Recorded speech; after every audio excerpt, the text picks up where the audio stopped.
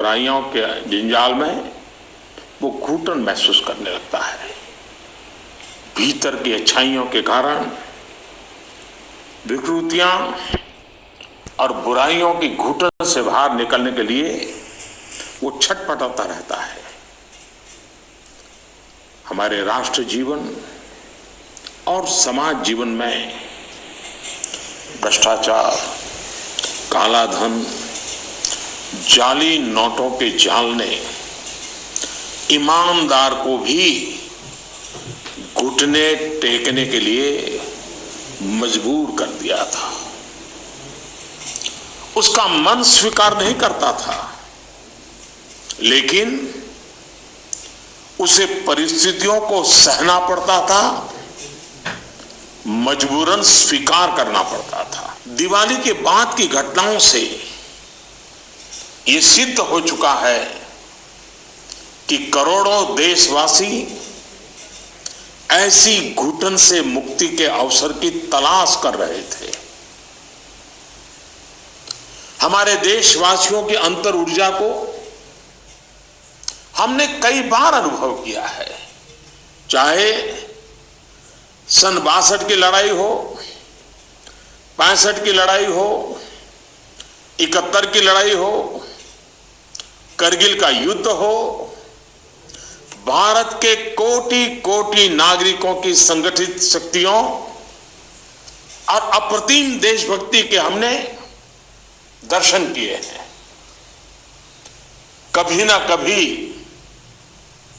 बुद्धिजीवी वर्ग इस बात की चर्चा जरूर करेगा कि बाह्य शक्तियों के सामने तो देशवासियों का संकल्प सहज बात है, लेकिन जब देश के कोटि कोटि नागरिक अपने ही भीतर घर कर गई बीमारियों के खिलाफ, बुराइयों के खिलाफ, विकृतियों के खिलाफ लड़ाई लड़ने के लिए मैदान में उतरते हैं, तो वो घटना हर किसी को नए सिरे से सोचने के लिए प्रेरित करती है। दिवाली के बाद लगातार देशवासी दृढ़ संकल्प के साथ, अप्रतिम धैर्य के साथ, त्याग की पराकाष्ठा करते हुए, कष्ट झेलते हुए बुराइयों को पराजित करने के लिए लड़ाई लड़ रहे हैं। जब हम कहते हैं कि कुछ बात है कि हस्ती मिटती नहीं हमारी, कुछ बात है कि हस्ती मिटती नहीं हमारी, इस बात को देशवासियों ने जी करके दिखाया है। कभी लगता था सामाजिक जीवन की बुराइयां, विकृतियां जाने अनजाने में, इच्छा अनिच्छा से हमारी जिंदगी का हिस्सा बन गए हैं। लेकिन 8 नवंबर के बाद की घटनाएं हमें पुनर्विचार करने के लिए मजबूर करती हैं। 125 करोड़ देशवासियों ने तकलीफें झेलकर, कष्ट उठाकर ये सिद्ध कर दिया है कि हर हिंदुस्तानी के लिए सच्चाई और अच्छाई कितनी अहमियत रखती है।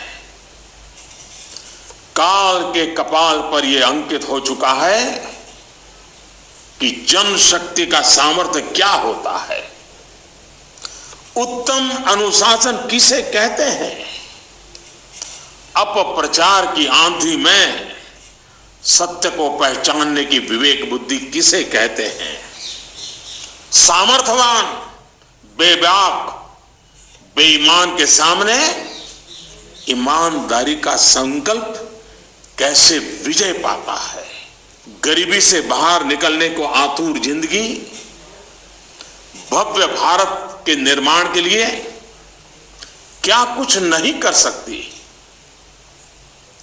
देशवासियों ने जो कष्ट झेला है, वो भारत के उज्जवल भविष्य के लिए नागरिकों के त्याग की मिसाल है। 125 करोड़ देशवासियों ने संकल्पबद्ध होकर अपने पुरुषार्थ से, अपने परिश्रम से, अपने पसीने से उज्जवल भविष्य की आधारशिला रखी है। आमतौर पर जब अच्छाई के लिए आंदोलन होते हैं तो सरकार और जनता आमने सामने होती है। यह इतिहास की ऐसी मिसाल है जिसमें सच्चाई और अच्छाई के लिए सरकार और जनता दोनों मिलकर कंधे से कंधा मिलाकर लड़ाई लड़ रहे हैं। मेरे प्यारे देशवासियों, मैं जानता हूं कि बीते दिनों आपको अपना ही पैसा निकालने के लिए घंटों लाइन में लगना पड़ा, परेशानी उठानी पड़ी। इस दौरान मुझे सैकड़ों हजारों चिट्ठियां भी मिली हैं। हर किसी ने अपने विचार रखे हैं, संकल्प भी दोहराया है, साथ ही साथ अपना दर्द भी मुझसे साझा किया है। इन सब में एक बात मैंने हमेशा अनुभव की, आपने मुझे अपना मानकर के बातें कही हैं। भ्रष्टाचार, कालाधन, जाली नोट के खिलाफ लड़ाई में आप एक कदम भी पीछे नहीं रहना चाहते हैं। आपका ये प्यार आशीर्वाद की तरह है। अब प्रयास यह है कि नववर्ष में हो सके उतना जल्दी बैंकों को सामान्य स्थिति की तरफ ले जाया जाए। सरकार में इस विषय से जुड़े सभी जिम्मेदार व्यक्तियों से कहा गया है कि बैंकिंग व्यवस्था को सामान्य करने पर ध्यान केंद्रित किया जाए। विशेषकर ग्रामीण इलाकों में, दूर दराज वाले इलाकों में प्रोएक्टिव होकर के हर छोटी से छोटी कमी को दूर किया जाए ताकि गांव के नागरिकों की, किसानों की कठिनाइयां खत्म हो। प्यारे भाइयों और बहनों, हिंदुस्तान ने जो करके दिखाया है, ऐसा विश्व में तुलना करने के लिए कोई उदाहरण नहीं है। बीते कुछ वर्षों में 1000 और 500 के नोट सामान्य प्रचलन में कम और पैरेलल इकोनॉमी में ज्यादा चल रहे थे। हमारी समकक्ष जो अर्थव्यवस्था वाले देशों में भी इतना कैश नहीं होता जितना हमारे यहां पहाड़ के पहाड़ हो गए। हमारी अर्थव्यवस्था में बेतहाशा बढ़े हुए नोट महंगाई बढ़ा रहे थे, काला बाजारी बढ़ा रहे थे, देश के गरीब से उसका अधिकार छीन रहे थे। अर्थव्यवस्था में कैश का अभाव, नगद का अभाव तकलीफदेह है। तो हम ये भी न भूले, कैश का प्रभाव, नगद का प्रभाव और अधिक तकलीफदेह होता है। हमारा ये प्रयास है कि इसका संतुलन बना रहे।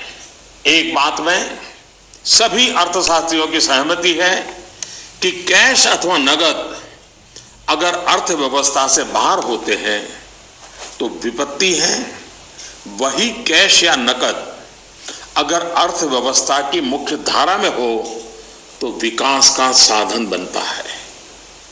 इन दिनों करोड़ों देशवासियों ने जिस धैर्य, अनुशासन और संकल्प शक्ति के दर्शन कराए हैं, अगर आज लाल बहादुर शास्त्री होते, जयप्रकाश नारायण होते, राम मनोहर लोहिया होते, कामराज जी होते, तो अवश्य देशवासियों को भरपूर आशीर्वाद देते।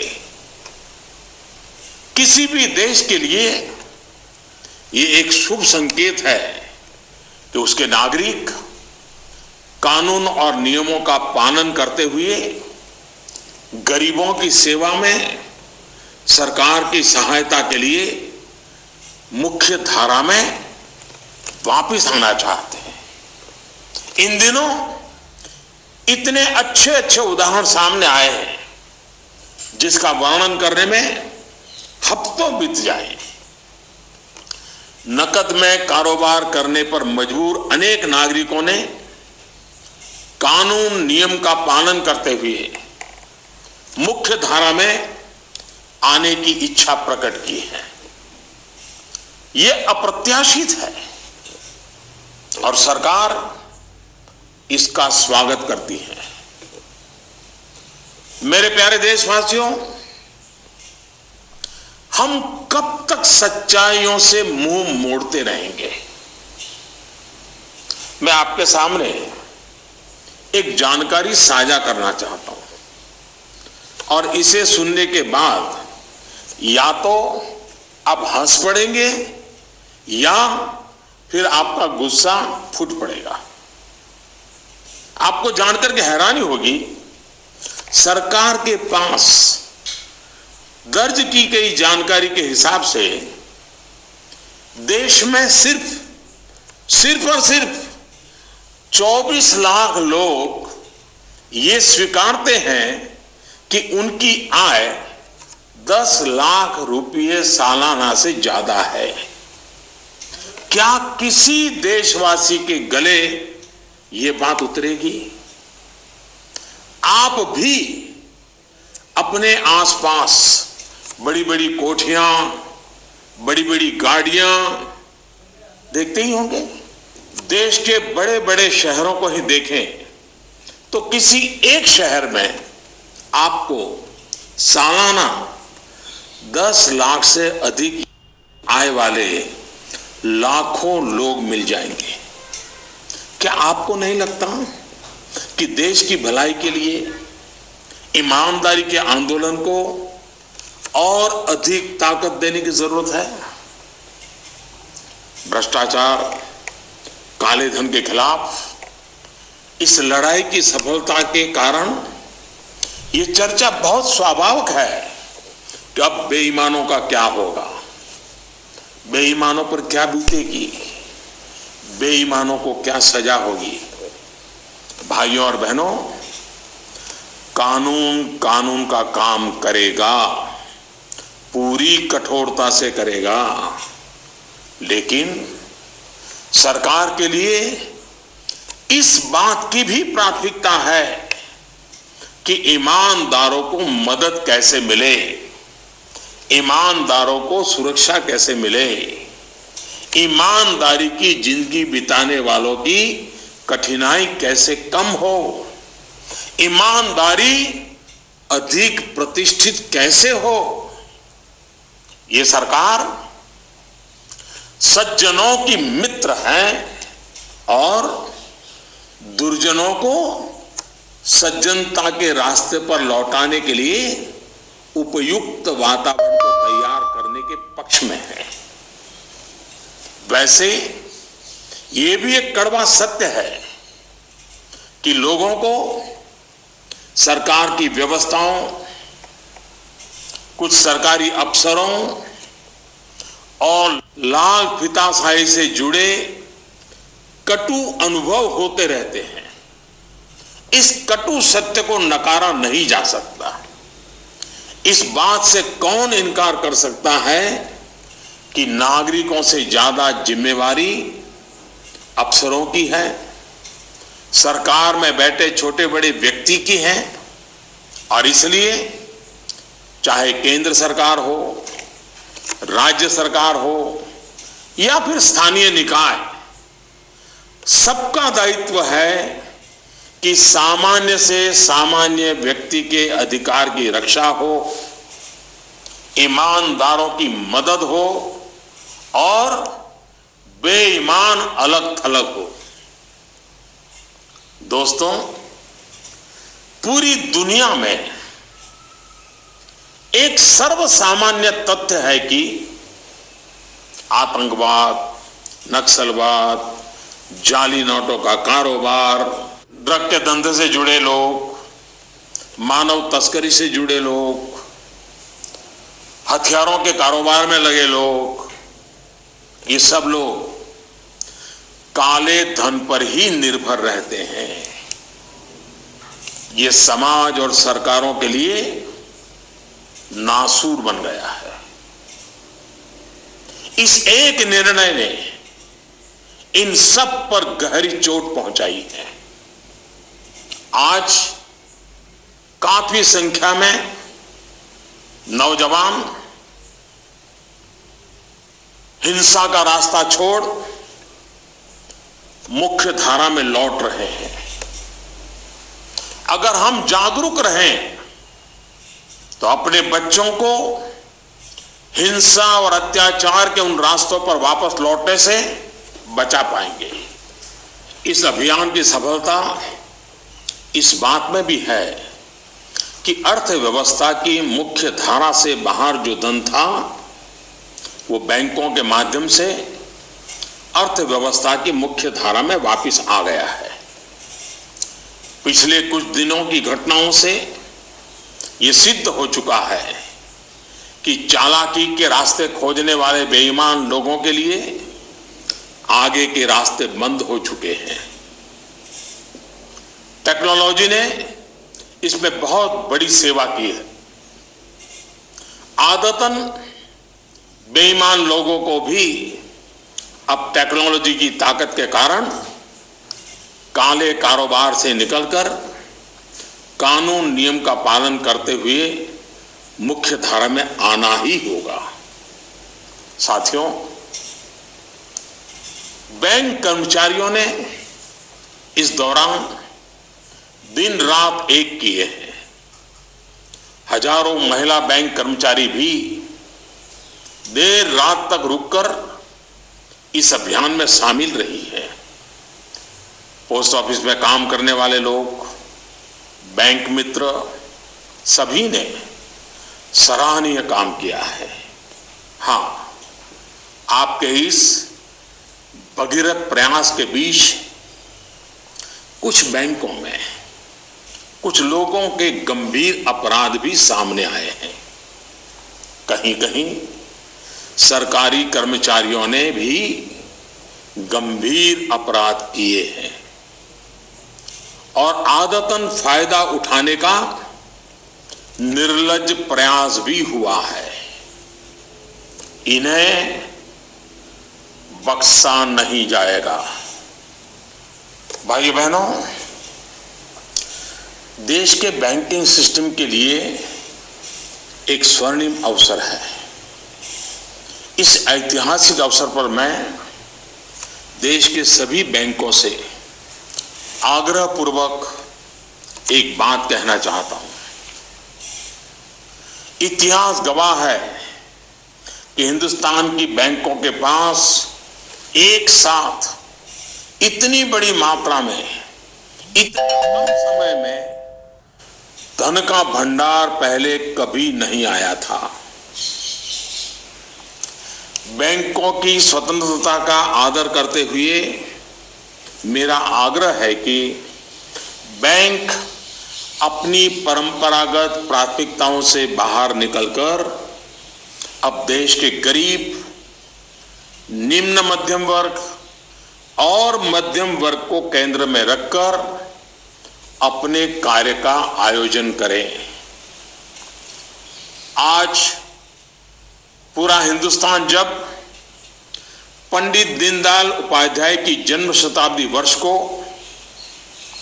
गरीब कल्याण वर्ष के रूप में मना रहा है, तब बैंक भी लोकहित के, गरीब कल्याण के इस अवसर को हाथ से न जाने दे। हो सके उतना जल्दी लोकहित में उचित निर्णय करें और उचित कदम उठाएं। जब निश्चित लक्ष्य के साथ नीति बनती है, योजनाएं बनती हैं, तो लाभार्थी का सशक्तिकरण तो होता ही है, साथ साथ इसके तात्कालिक और दूरगामी फल भी अवश्य मिलते हैं। पाई पाई पर बारीक नजर रहती है और इससे अच्छे परिणामों की संभावना भी पक्की होती है। गांव, गरीब, किसान, दलित, पीड़ित, शोषित, वंचित और हमारी महिलाएं जितनी सशक्त होगी, आर्थिक रूप से अपने पैरों पर खड़ी होगी, देश उतना ही मजबूत बनेगा और विकास भी उतना ही तेज होगा। सबका साथ, सबका विकास, इस ध्येय वाक्य को चरितार्थ करने के लिए नववर्ष की पूर्व संध्या पर देश के 125 करोड़ नागरिकों के लिए सरकार कुछ नई योजनाएं ला रही है। दोस्तों, स्वतंत्रता के इतने साल बाद भी देश में लाखों गरीबों के पास अपना घर नहीं है। जब अर्थव्यवस्था में काला धन बढ़ा तो मध्यम वर्ग की पहुंच से घर भी खरीदना दूर हो गया था। गरीब, निम्न मध्यम वर्ग और मध्यम वर्ग के लोग घर खरीद सकें, इसके लिए सरकार ने कुछ बड़े फैसले लिए हैं। अब प्रधानमंत्री आवास योजना के तहत शहरों में इस वर्ग को नए घर देने के लिए 2 नई स्कीमें बनाई गई हैं। इसके तहत 2017 में घर बनाने के लिए 9 लाख रुपए तक के कर्ज पर ब्याज में 4% की छूट और 12 लाख रुपए तक के कर्ज पर ब्याज में 3% की छूट दी जाएगी। सरकार ने प्रधानमंत्री आवास योजना के तहत गांवों में बनने वाले घरों की संख्या को बढ़ा दिया है। यानी जितने घर पहले बनने वाले थे उससे 33% ज्यादा घर बनाए जाएंगे। गांवों के निम्न मध्यम वर्ग और मध्यम वर्ग के लोगों की जरूरतों को ध्यान में रखते हम एक नई योजना शुरू करने जा रहे हैं। 2017 में गांव में रहने वाले जो लोग अपने घर का निर्माण करना चाहते हैं या पुराने घर में कोई विस्तार करना चाहते हैं, 1-2 कमरे और बनाना चाहते हैं, ऊपर एक आध नई मंजिल बनाना चाहते हैं, उन्हें 2 लाख रुपए तक के ऋण में 3% ब्याज की छूट दी जाएगी। दोस्तों, बीते दिनों चारों तरफ ऐसा वातावरण बना दिया गया था कि देश की कृषि बर्बाद हो गई है। ऐसा वातावरण बनाने वालों को मेरे देश के किसानों ने करारा जवाब दिया है। पिछले वर्ष की तुलना में इस वर्ष रबी की बुआई में 6% ज्यादा वृद्धि हुई है।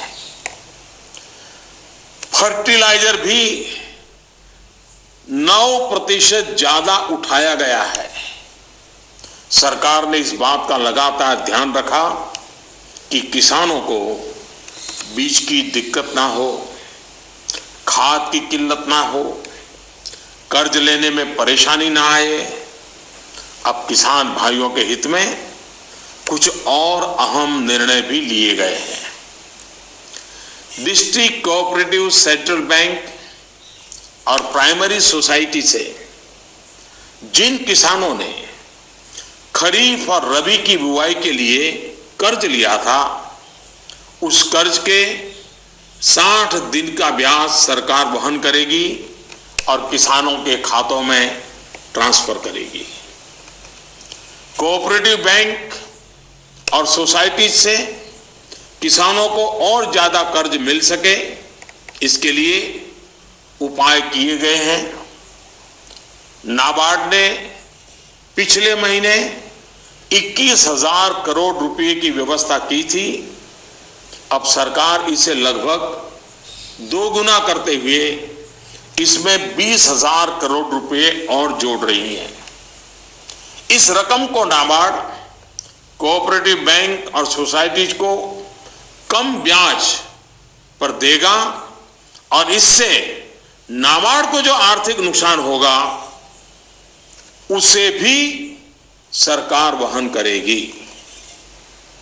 सरकार ने यह भी तय किया है कि अगले 3 महीने में 3 करोड़ किसान क्रेडिट कार्डों को रुपे कार्ड में बदला जाएगा।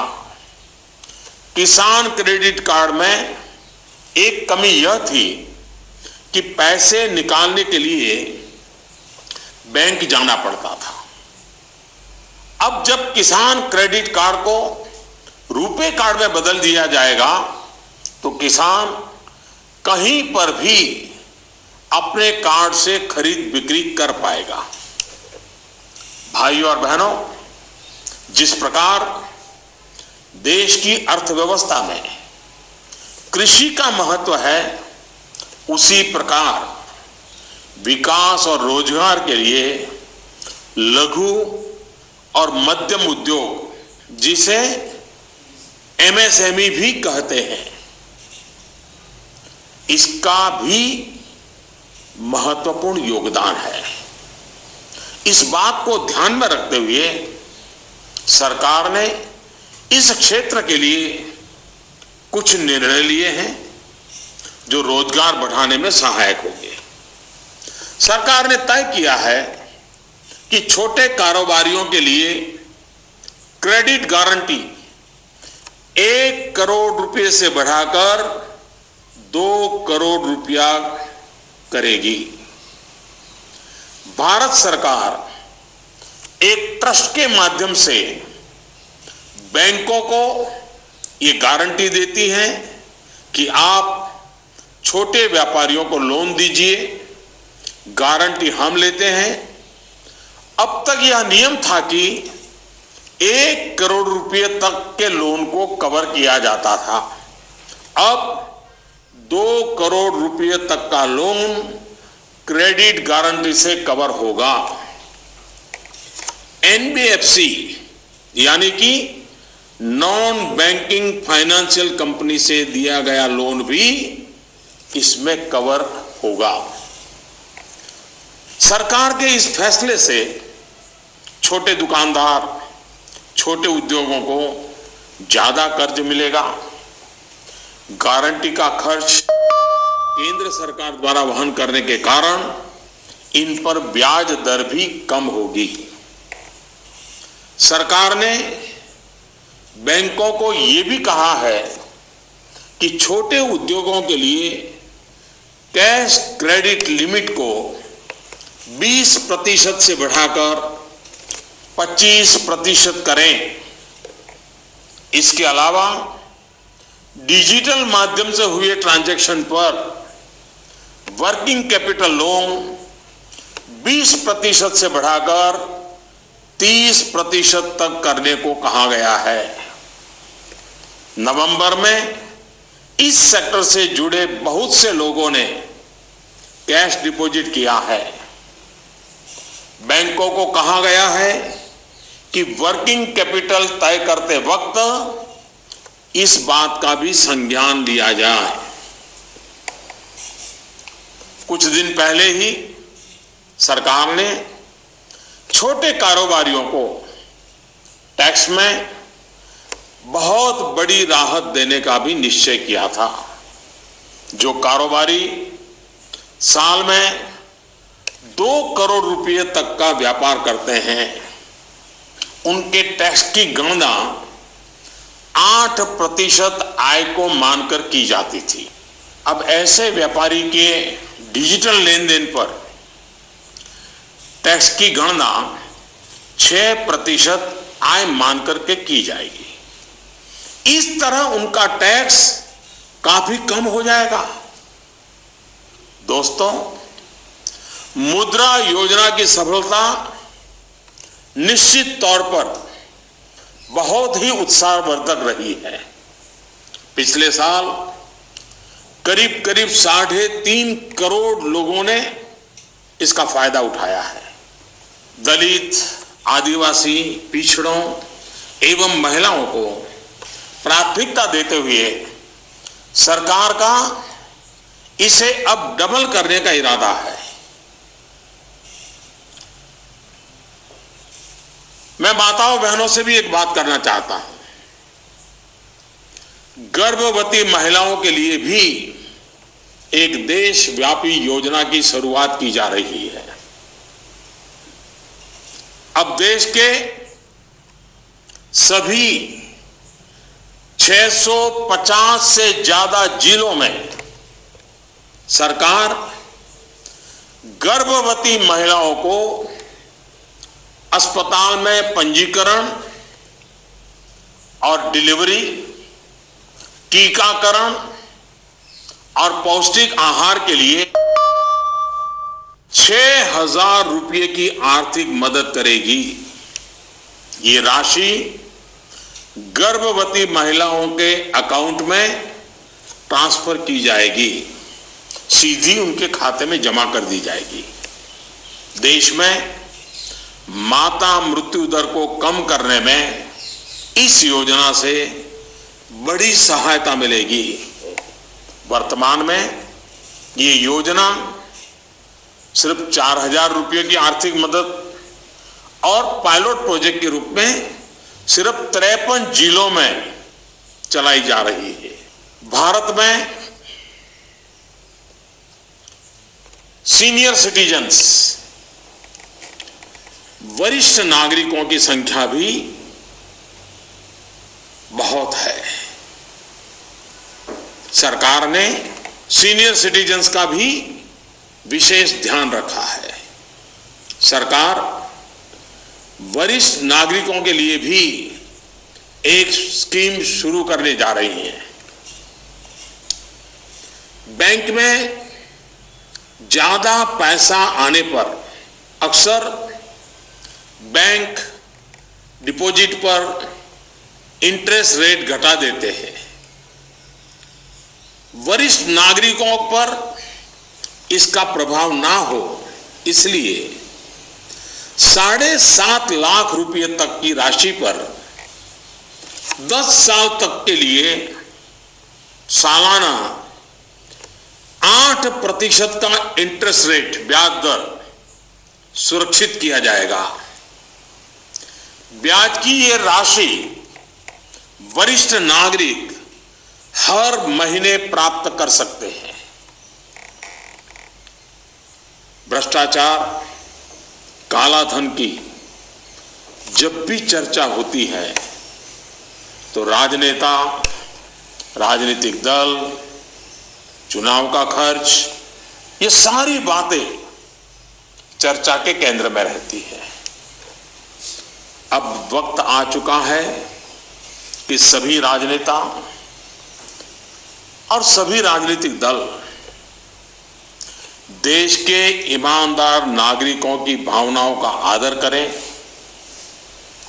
जनता के आक्रोश को समझें। ये बात सही है कि राजनीतिक दलों ने समय समय पर व्यवस्था में सुधार के लिए सार्थक प्रयास भी किए हैं। सभी दलों ने मिलकर के स्वेच्छा से अपने ऊपर बंधनों को स्वीकार किया है। आज आवश्यकता है कि सभी राजनेता और सभी राजनीतिक दल होलियर देन दाऊ इससे अलग हट करके, मिल बैठ करके पारदर्शिता को प्राथमिकता देते हुए भ्रष्टाचार और काले धन से राजनीतिक दलों को मुक्त कराने की दिशा में सही कदम उठाएं। हमारे देश में सामान्य नागरिक से लेकर के राष्ट्रपति जी तक सभी ने लोकसभा विधानसभा का चुनाव साथ साथ कराए जाने के बारे में कभी न कभी कहा है। आए दिन चल रहे चुनावी चक्र, उससे उत्पन्न आर्थिक बोझ तथा प्रशासन व्यवस्था पर बने बोझ से मुक्ति पाने की बात का समर्थन किया है। अब समय आ गया है कि इस पर बहस हो, सार्थक बहस हो और रास्ता खोजा जाए। हमारे देश में हर सकारात्मक परिवर्तन के लिए हमेशा स्थान रहा है। अब डिजिटल लेन देन, ऑनलाइन पेमेंट या ई पेमेंट को लेकर के समाज में काफी सकारात्मक परिवर्तन देखा जा रहा है। ज्यादा से ज्यादा लोग इससे जुड़ रहे हैं। कल ही सरकार ने बाबा साहब भीमराव अंबेडकर के नाम पर डिजिटल ट्रांजैक्शन के लिए पूरी तरह एक स्वदेशी प्लेटफॉर्म भीम लॉन्च किया है। भीम यानी भारत इंटरफेस फॉर मनी। मैं देश के युवाओं से, व्यापारी वर्ग से, किसानों से आग्रह करता हूं कि भीम से ज्यादा जुड़े। साथियों, दिवाली के बाद जो घटनाक्रम रहा, निर्णय हुए, नीतियां बनी, इनका मूल्यांकन अर्थशास्त्री तो करेंगे ही, लेकिन अच्छा होगा कि देश के समाजशास्त्री, इतिहासविद भी इस पूरे घटनाक्रम, निर्णय और नीतियों का मूल्यांकन करें। एक राष्ट्र के रूप में भारत का गांव, गरीब, किसान, युवा, पढ़े लिखे, अनपढ़, पुरुष, महिला, सबने अप्रतिम धैर्य और लोक शक्ति का दर्शन कराया है। कुछ समय के बाद 2017 का नया वर्ष प्रारंभ होगा। आज से ठीक 100 साल पहले 1917 में महात्मा गांधी के नेतृत्व में चंपारण में पहली बार सत्याग्रह का आंदोलन आरंभ हुआ था।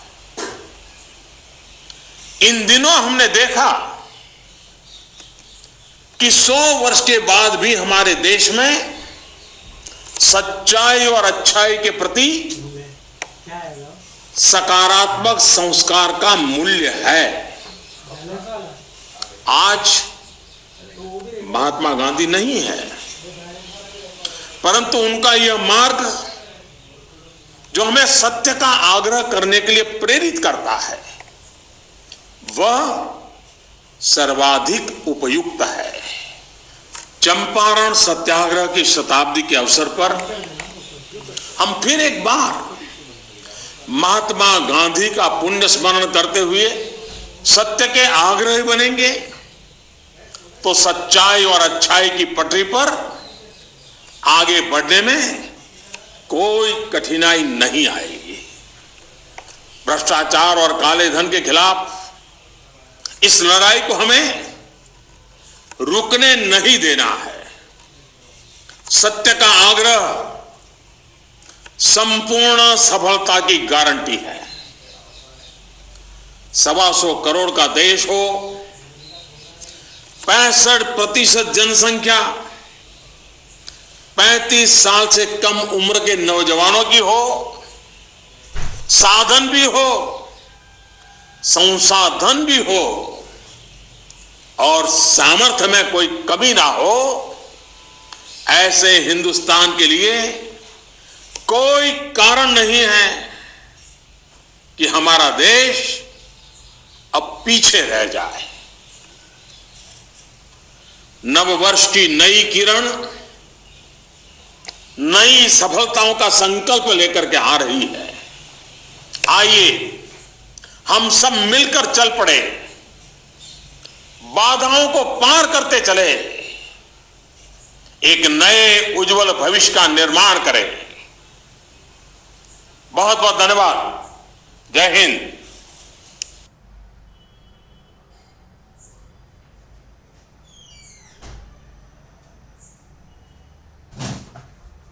My fellow citizens, नमस्कार।